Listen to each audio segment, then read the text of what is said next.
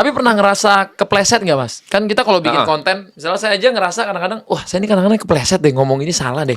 Kalau Mas pernah ngerasa nggak? Wah gue lagi kepleset nih. Mau saya kayak semua yang saya pernah omongin, saya ngerasanya gini Mas, itu opini pribadi saya, regardless orang suka atau enggak. Tapi itu bedanya dengan orang yang punya duit sama yang enggak.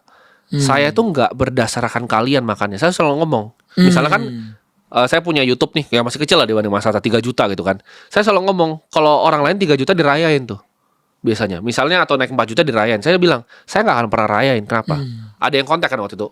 Kenapa nggak rayain gitu 3 juta saya bilang, kalian yang bersyukur saya nyalain kamera. Saya bukan kebalikan, saya udah kaya dari dulu sebelum nyalain kamera udah punya duit. Jadi saya nggak makan dari kamera. Jadi mau satu Indonesia benci saya tetap kaya gitu. Saya nggak peduli. Makanya saya nggak pernah ngerasa kepleset atau apa, karena selama itu opini yang saya memang keluarkan, masyarakat kan bisa tidur nggak suka sama orang.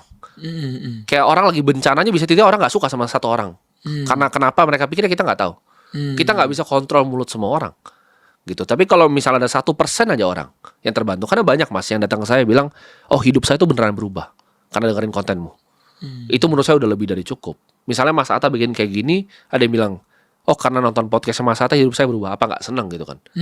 Jadi saya nggak gitu peduli sih orang mau ngomong apa. Oke, itu mental yang dibutuhkan tuh.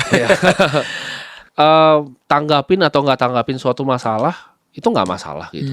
Pilihan orang dan opini orang, balik lagi. Saya di sini berbeda. Saya bilang saya bukan orang entertain. Saya nggak datang dari dunia entertainment.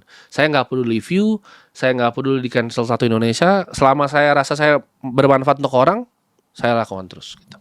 Wah,